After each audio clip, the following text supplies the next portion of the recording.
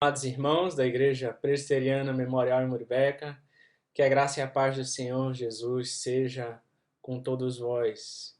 É um grande prazer, meus irmãos, o privilégio de podermos meditar na palavra do Senhor e dessa feita nós queremos dar continuidade às nossas aulas de EBD e nós estamos estudando, meus irmãos, a revista de Coríntios, o estudo, e estamos no capítulo 7, Igreja e Diversidade, o corpo sem mutilação e com cooperação.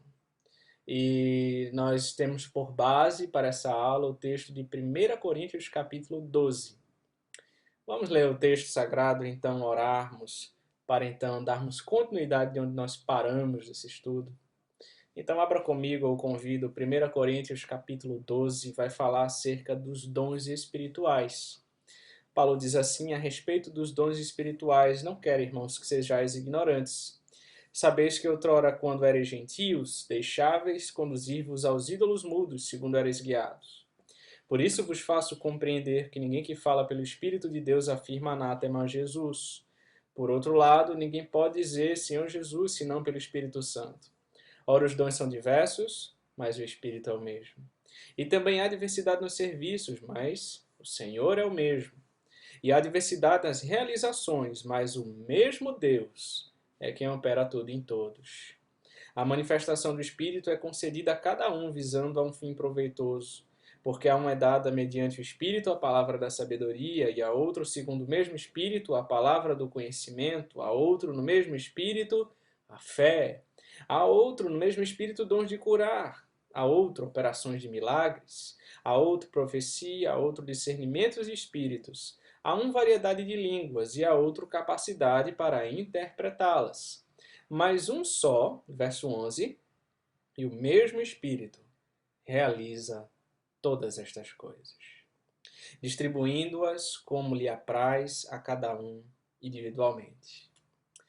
Porque assim como o corpo é um e tem muitos membros, e todos os membros, sendo muitos, constituem um só corpo, assim também com respeito a Cristo. Pois em um só Espírito todos nós fomos batizados em um corpo, quer judeus, quer gregos, quer escravos, quer livres, e a todos nós foi dado beber de um só Espírito. Porque também o corpo não é um só membro, mas muitos. Se disser o pé, porque não sou mão, não sou do corpo, nem por isso deixa de ser do corpo. Se o ouvido disser, porque não sou olho, não sou do corpo, nem por isso deixa de o ser. Se todo o corpo fosse olho, onde estaria o ouvido?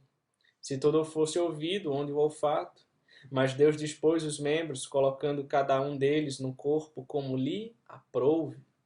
Se todos, porém, fossem um só membro, onde estaria o corpo? O certo é que há muitos membros, mas um só corpo. Não podem os olhos dizer à mão, não precisamos de ti, nem ainda a cabeça aos pés, não preciso de vós. Pelo contrário, os membros do corpo que parecem ser mais fracos são necessários. E os que nos parecem menos dignos do corpo, a estes damos muito maior honra. Também os que em nós não são decorosos, revestimos de especial honra. Mas os nossos membros nobres não têm necessidade disso. Contudo, Deus coordenou o corpo, concedendo muito mais honra àquilo que menos tinha, para que não haja divisão no corpo. Pelo contrário, cooperem os membros com igual cuidado em favor uns dos outros, de maneira que, se um membro sofre, todos sofrem com ele. E se um deles é honrado, com ele todos se regozijam, todos se alegram. Ora, vós sois corpo de Cristo, individualmente membros desse corpo. A uns estabeleceu Deus na igreja, primeiramente apóstolos, em segundo lugar profetas, e em terceiro lugar mestres, depois operadores de milagres, depois dons de curar, socorros, governos, variedade de línguas. Porventura são todos apóstolos ou todos profetas? São todos mestres ou operadores de milagres? Têm todos dons de curar? Falam todos em outras línguas? Interpretam-na todos? Entretanto, verso 31. Procurai com zelo os melhores dons. E eu passo a mostrar-vos ainda um caminho sobremodo excelente. Vamos orar, irmãos. Senhor Deus amado, obrigado, Senhor, por esse tempo de aula, de meditar e aprender mais da Tua Palavra. Obrigado porque temos sido tão abençoados pelo Senhor, Pai. O dono da igreja, o cabeça do corpo, aquele que nos governa e nos dirige e nos exorta conforme a Tua vontade. Ajuda, Senhor, a Tua igreja. O Senhor conhece cada necessidade. O Senhor conhece as nossas deficiências. O Senhor conhece as nossas limitações. Ajuda-nos, ó Pai, a, como igreja, sermos uma igreja unida, uma igreja que entende o Teu propósito, entende a vida para a qual o Senhor nos chamou, em comunhão, em unidade, em amor, em serviço. Ajuda-nos a fazer a Tua vontade, Senhor. É o que nós te rogamos. Dá-nos entendimento da Tua palavra. Em nome de Cristo nós oramos. Amém. Amém, irmãos. Então, durante essa aula, nós temos visto sobre igreja e diversidade. Nós introduzimos já essa aula, vimos o seu contexto, acerca dos dons espirituais, de que eles são um presente de Deus, de que eles são distribuídos por Deus e que são diversos e complementares. Nem todo corpo é olho, nem todo corpo é ouvido, ou mão, ou pé. A gente se complementa como corpo de Cristo, como igreja. Nós vimos também o propósito dos dons é para edificação. É para edificação. Não há outro propósito senão este. E a nossa mensagem para hoje, o último ponto, né, desse capítulo que nós estamos vendo, nós vimos na última aula, primeiro, empregue os seus dons. O seu desafio é descobrir quais são os seus dons e usá-lo para o crescimento das pessoas. Como um bom mordomo do Senhor, a sua missão é fazer bom uso dos recursos que Ele lhe concedeu. Alguns dizem que essa é a grande diferença entre o Mar da Galileia e o Mar Morto. O Mar da Galileia é um lago cheio de vida, porque ele recebe água, mas também a distribui. Em contraste, nada sobrevive no Mar Morto, porque sem escoamento o lago estagnou. Para que haja vida é preciso distribuir. Você tem um grande potencial de impactar a vida de pessoas empregando os seus dons. Eu quero dizer para você hoje, empregue os seus dons, meu irmão. Não esconda o seu talento debaixo da areia. Não faça isso. Empregue os seus dons, os dons que Deus te deu para você usar para a edificação do corpo. Use-os, desenvolva-os para a glória dele. Segundo, sirva a sua comunidade. Em uma sociedade do consumo, muitos se aproximam de uma comunidade cristã apenas para receber ajuda. A partir da lógica do consumo, não dá entrega.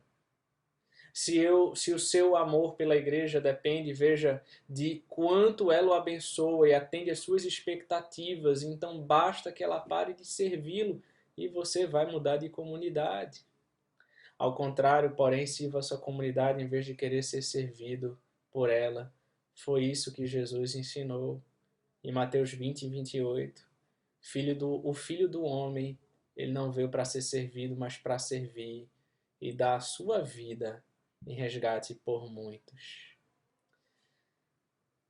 Irmãos, aqui eu me recordo de uma história que parece engraçada, seria cômico se não fosse trágico, né, como diz o ditado. Mas certa feita eu vi a história de uma senhora que chegou a uma igreja, foi visitar uma igreja, e nessa igreja, uma igreja simples, humilde, e ela, quando ela foi procurar água para beber, estava com sede, ela se levantou então do banco e procurou, e ela não achou um bebedouro de água. E então ela perguntou, mas será que não tem um bebedouro de água nessa igreja? Como pode isso? Que absurdo! E ela reclamou, chamou o diácono no canto e reclamou disso. E aconteceu que aquela irmã, ela foi embora daquela igreja. O pior é que ela comprou um bebedouro, ela botou lá na igreja e só de raiva ela foi embora, nunca mais voltou para aquela igreja, porque não tinha um bebedouro de água para ela beber água. E isso nos faz pensar, meus irmãos, muitas vezes nós vamos à igreja com esse pensamento equivocado de ser servido, de procurar sempre ser servido, de ter os meus desejos satisfeitos, de ser um lugar confortável e agradável para mim, e muitas vezes eu não me preocupo em servir a comunidade, em procurar as necessidades da igreja, as deficiências, e ser um canal de bênção, alguém que vai se envolver com a obra e ajudar a igreja. Porque é isso, é o corpo. A igreja é o corpo de Cristo que caminha e que está lá servindo junto, um ao outro, a, dando o ombro para o bem da comunidade, para a glória de Deus, irmãos. Que não venhamos a guardar isso no nosso coração, esse desejo de ser servido, de procurar as coisas para me agradar, para me satisfazer, como essa história que eu contei, mas que tenhamos esse foco, esse propósito, essa consciência. Quando virmos, por acaso, uma necessidade na igreja, pense em como você pode abençoar a igreja com aquilo que ela necessita. Então, dando continuidade, irmãos, veja que servir os membros da sua igreja é servir ao projeto de Jesus. Como nós vimos, o Filho do Homem ele não veio para ser servido, mas para servir e dar a sua vida em resgate por muitos. Então, quando nós servimos na igreja, nós estamos atuando no reino de Cristo. Ao se encher um pequeno cálice para a comunidade, celebrar a ceia, quem serve não oferece apenas um suco de uva para ser bebido durante o encontro, mas sim reforça a outros naquele momento que Jesus Cristo está vivo em suas mentes e corações.